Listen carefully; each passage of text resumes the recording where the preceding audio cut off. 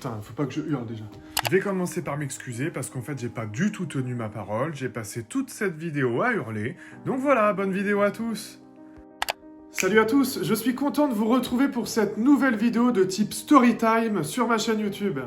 Je fais d'abord un petit aparté pour ceux et celles qui attendent la partie 2 de la vidéo sur mon jeûne intermittent. Donc cette vidéo est actuellement en cours de réalisation, donc ça va bientôt arriver sur ma chaîne YouTube.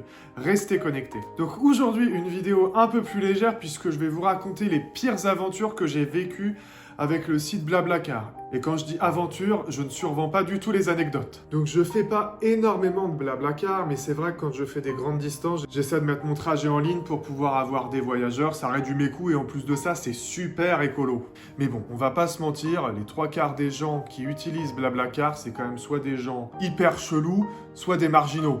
Donc je vais vous raconter dans cette vidéo plusieurs histoires drôles qui me sont arrivées avec des covoitureurs. Et restez bien jusqu'à la fin de cette vidéo parce que la dernière anecdote est vraiment pépitas.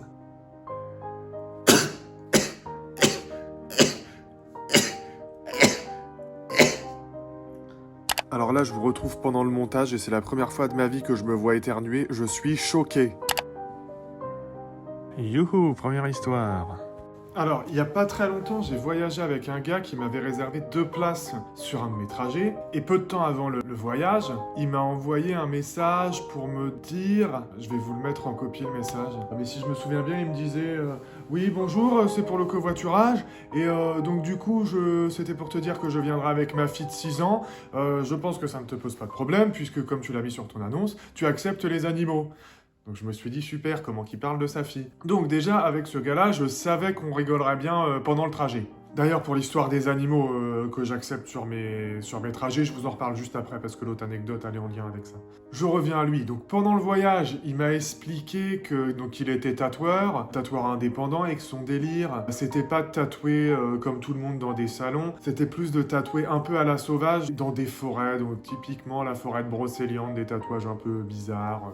Enfin voilà, donc délire tatouage, je fais court, mais quand même un peu spécial. On a aussi parlé musique, donc il m'a raconté qu'il lui, il aimait beaucoup le rock, donc limite hard metal, enfin toutes ces musiques un peu dures, quoi, que moi, personnellement, j'écoute pas trop. Donc le gars me dit ça après, je sais pas, on avait roulé 1 heure et demie, donc ça faisait 1 heure et demie qu'il était en train de se taper énergie, parce que moi, j'écoutais énergie en voiture, donc du coup, il devait avoir les oreilles qui saignent en écoutant ma radio.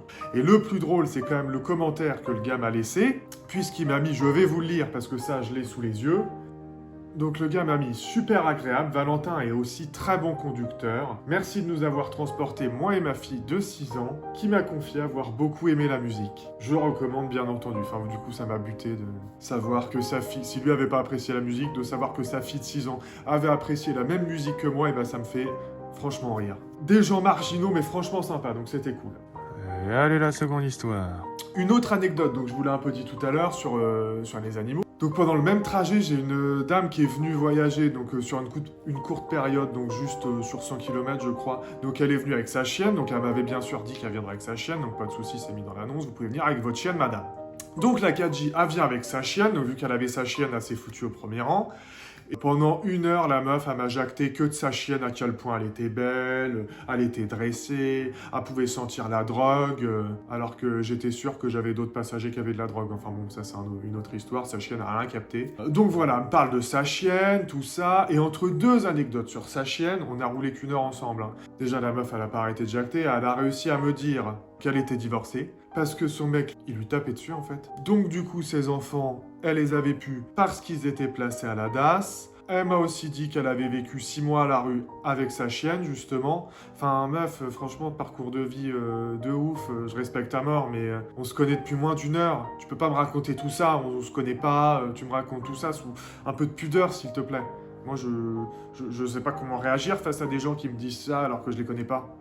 D'ailleurs, je passe à autre chose, pour cette dame-là, c'est fini. Un petit aparté sur le Blablacar. C'est un truc qui m'énerve au plus haut point sur ce site, c'est les gens qui te disent « Ouais mais moi j'habite là, est-ce que tu peux venir me chercher là ? Ouais mais moi s'il te plaît je dois aller là, tu peux me déposer à cet endroit ?» Wesh, ça s'appelle Blablacar, ça s'appellerait Blabla Taxi si c'était des taxis. T'es sur la route c'est bien, tant mieux pour toi, t'es pas sur la route, tant pis, t'appelles un taxi. À la limite, si encore tu me payais le prix d'un taxi, peut-être. Mais là tu vas payer 10 à 15 fois moins cher qu'un taxi, comment tu fais pour te dire, tiens, je vais me payer le culot d'aller lui demander si le gars peut faire une demi-heure de détour pour ma gueule.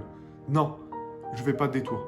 Bon voilà, juste la parenthèse est fermée. Avant que je reprenne les anecdotes, n'oubliez pas de mettre un petit pouce bleu sur cette vidéo si elle vous plaît et de vous abonner à ma chaîne YouTube. On rigole bien sur mes vidéos et d'ailleurs il y a plein de nouvelles vidéos qui sont prévues d'arriver, donc n'oubliez pas d'actionner la cloche. Et si ces vidéos vous plaisent, vous pouvez mettre un petit commentaire, ça fait toujours plaisir. Troisième histoire.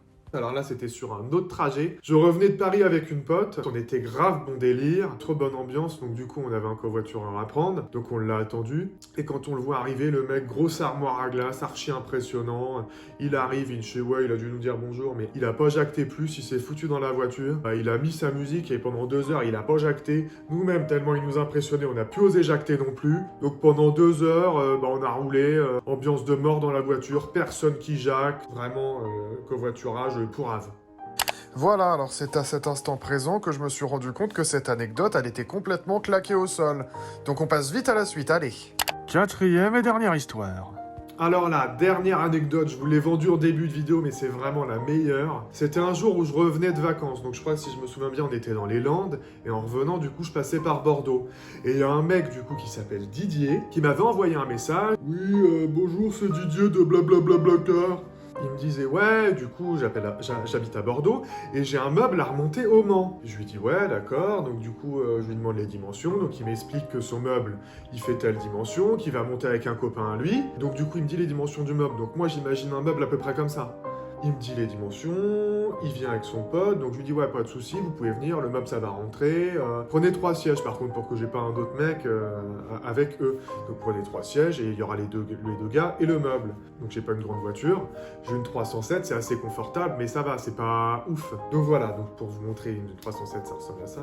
Et donc du coup quand on est arrivé à Bordeaux pour récupérer les petits vieux, je revois encore la tête de ma pote quand elle voit arriver les 2 petits vieux avec le meuble il était comme ça. Et je revois sa tête qui me dit « Mais ça va jamais rentrer !» Ah oui Valentin, si t'as mis les lunettes pour cacher le star que t'as entre les 2 yeux, c'est raté. Hein.